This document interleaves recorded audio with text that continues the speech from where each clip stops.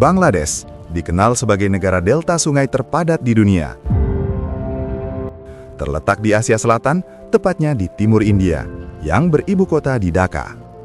Bangladesh secara konsisten menempati peringkat negara dengan polusi udara tertinggi di dunia karena kombinasi dari industrialisasi yang tidak terencana, kepadatan penduduk yang ekstrim, dan lemahnya penegakan aturan lingkungan.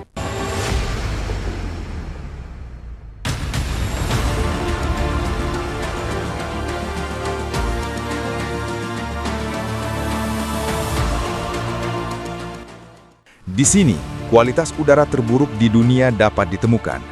Bayangkan sebuah tempat di mana menghirup udara setiap hari, sama bahayanya dengan menghisap 50 batang rokok sekaligus. Sebuah tempat di mana sungai-sungainya tidak lagi berwarna biru, melainkan hitam pekat seperti oli, penuh dengan limbah kimia dan darah dari rumah jagal.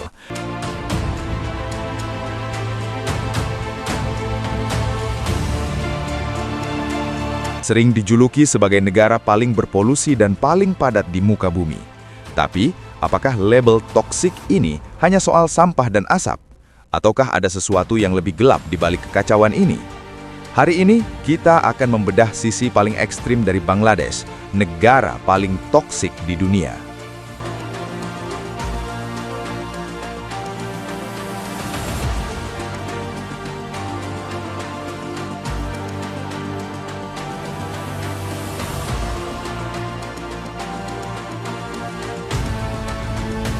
Kita mulai dari oksigen, sesuatu yang gratis tapi sangat mahal harganya di sini.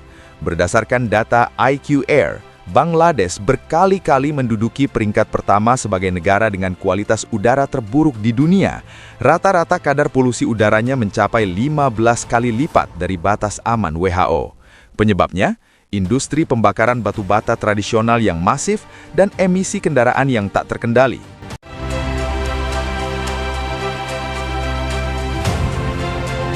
Akibatnya sangat fatal.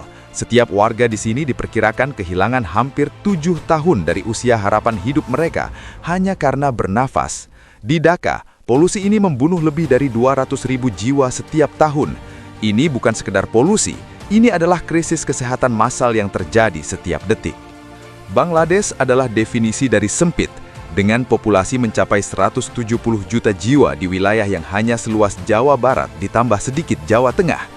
Kepadatan penduduknya benar-benar di luar nalar. Di ibu kotanya, Dhaka, orang tidak lagi berjalan, mereka mengalir.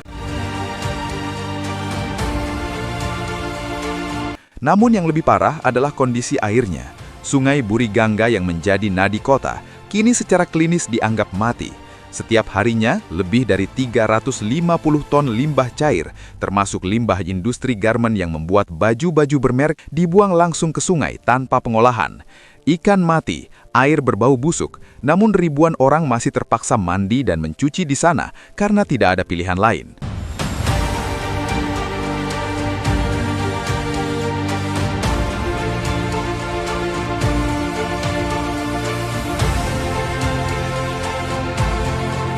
Namun, toksik di Bangladesh tidak berhenti di lingkungan.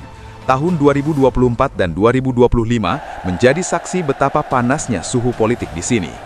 Berawal dari protes mahasiswa terhadap sistem kuota CPNS yang dianggap tidak adil, Bangladesh meledak dalam kerusuhan mematikan yang menelan ratusan korban jiwa. Perdana Menteri Sheikh Hasina yang sudah berkuasa selama 15 tahun akhirnya digulingkan dan melarikan diri ke luar negeri. Bahkan hingga awal 2025, kekerasan massa dan serangan terhadap simbol-simbol negara masih terus terjadi. Ketidakpastian ekonomi dan tingginya angka pengangguran menciptakan kemarahan publik yang bisa meledak kapan saja.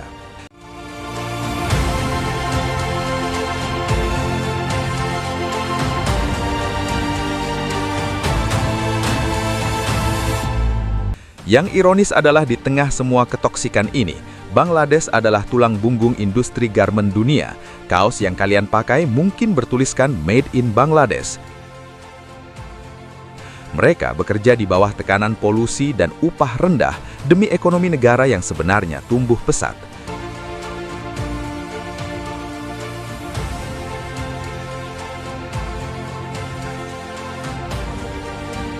Negara ini juga memiliki hutan Sundarbans, hutan bakau terbesar di dunia yang menjadi rumah terakhir bagi harimau Benggala. Namun, keindahan alam ini kini terancam oleh kenaikan permukaan laut dan perubahan iklim yang ekstrim. Bangladesh adalah korban pertama dari krisis iklim global, meski mereka bukan penyumbang polusi terbesar di dunia. Jadi, apakah Bangladesh benar-benar negara paling toksik? Secara fisik mungkin iya, namun di balik asap dan sampah itu, ada jutaan orang yang berjuang bertahan hidup setiap hari dalam kondisi yang tidak manusiawi. Bangladesh mungkin bukan sekedar negara kotor, melainkan peringatan bagi dunia. Inilah yang terjadi jika industrialisasi, kepadatan penduduk dan ketidakadilan politik bertabrakan tanpa kendali. Apakah kita akan membiarkan Bangladesh berjuang sendiri, atau ini adalah cermin masa depan kota-kota besar lainnya?